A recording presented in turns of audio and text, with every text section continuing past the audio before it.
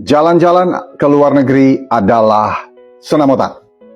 Jalan-jalan ke luar negeri sering dianggap sekedar liburan. Namun, dalam perspektif neuroscience dan teori senam otak atau brain gym, aktivitas ini merupakan latihan yang intensif bagi otak kita. Paparan terhadap lingkungan yang baru, bahasa yang baru, dan budaya yang berbeda memaksa otak keluar dari zona nyaman dan otak menjadi beradaptasi. Hal-halnya ada beberapa yang saya jelaskan berikut ini. Ya, apa yang terjadi di otak saat kita jalan-jalan ke luar negeri? Yang pertama, neuroplasticity, yaitu otak nyambung ulang atau bahasa kerennya rewiring your brain. Ya, saat di tempat baru, otak dipaksa memproses informasi yang tidak biasa.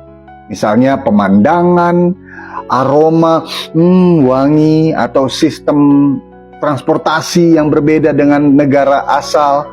Terus sampai cara orang berbicara, kita sedang beradaptasi.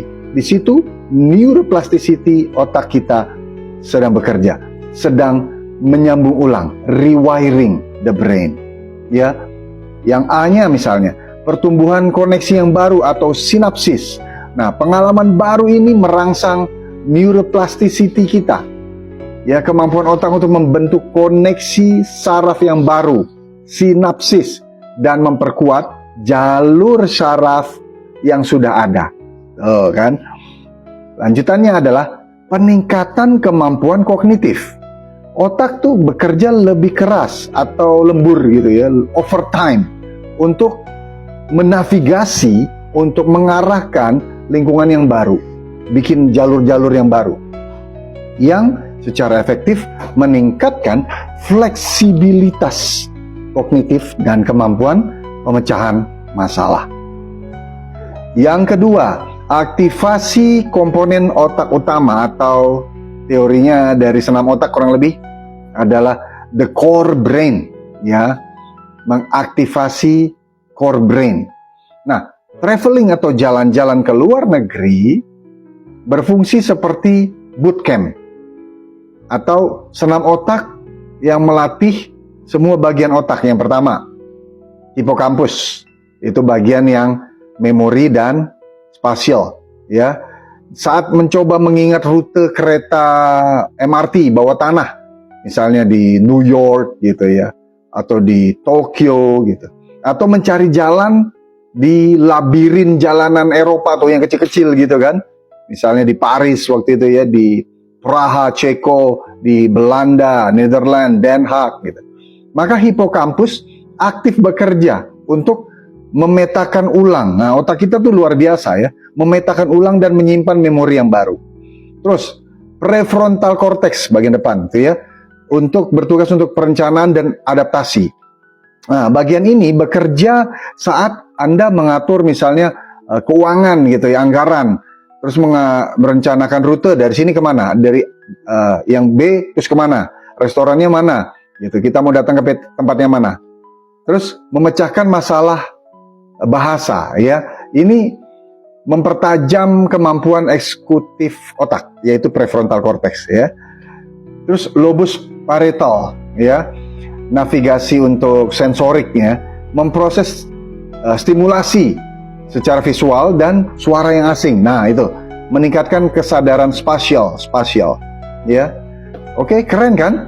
Nah, terus yang hal ketiga ya, kenapa traveling adalah senam otak gitu ya, jalan-jalan adalah senam otak. Traveling is brain gym. Yang ketiga itu adalah peningkatan kimia otak. Chemicalnya itu adalah hormon di otak, itu ada namanya dopamin dan serotonin.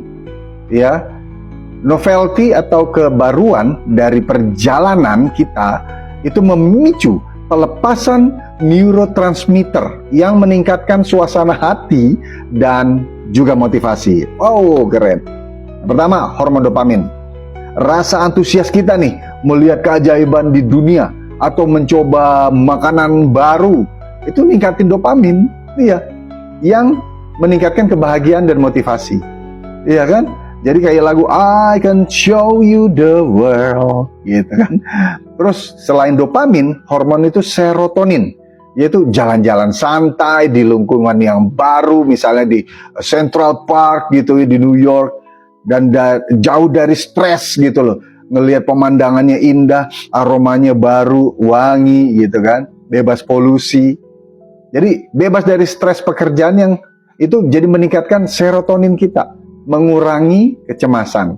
Nah, yang selanjutnya, 4, peningkatan kreativitas. Tuh, ya otak bagian kanan. Nah, paparan budaya asing misalnya bahasa, kebiasaan, nilai-nilai, itu membantu otak keluar dari pola berpikir yang kaku. Studi menunjukkan bahwa pengalaman lintas budaya nih itu meningkatkan kreativitas dalam pemecahan masalah, ya, karena otak terbiasa melihat dunia dari berbagai perspektif, ya kan, dari angle sini, dari angle sini, dari angle sini, gitu kan, dari angle sini, keren kan? Yang kelima, pengurangan stres dan peremajaan sel. Aduh, keren. Yang pertama, ya, hormon kortisol terjadi penurunan. Saat kita traveling, saat kita jalan-jalan ke luar negeri, memungkinkan otak untuk istirahat dari rutinitas dan tanggung jawab harian kita. Menurunkan hormon stres, menurunkan kortisol. Ya, terus peremajaan gitu ya, return trip effect gitu ya. Saat pulang ke rumah tempat tinggal masing-masing, otak seringkali merasa perjalanan pulang terasa lebih cepat. Nah, pernah ngerasain seperti itu? Pernah kan? Kayak rasanya kalau pulang kok lebih cepat gitu ya, daripada perjalanan pergi. Ini terjadi karena otak sudah terbiasa atau familiar dengan rute tersebut, gitu ya, pas arah balik pulang. Sehingga pemrosesan informasi lebih efisien. Nah, kesimpulannya, jadi jalan-jalan ke luar negeri adalah bentuk senam otak yang efektif. Ia menatang otak dengan hal-hal yang baru, novelty, ya, memicu kreativitas, meningkatkan kecerdasan kognitif, dan memperbaharui mood melalui pengalaman sensori yang kaya raya banget. Ya, itulah juga sebabnya hati kita harus selalu gembira, bahagia, sebab hati yang gembira adalah obat yang manjur. Terus ikutin ya channel ini, akun ini, jangan lupa untuk follow, ya, follow. Dan juga share kepada teman-temanmu, tulis komentarmu, ya, kamu sudah traveling ke negara mana saja nih, dan apa pengalaman kamu, supaya nanti saya akan berikan komentarnya apa yang terjadi di otak dan pikiranmu saat kamu jalan-jalan ke tempat itu. Ya, jangan lupa follow, klik komen, dan juga share kepada teman-teman.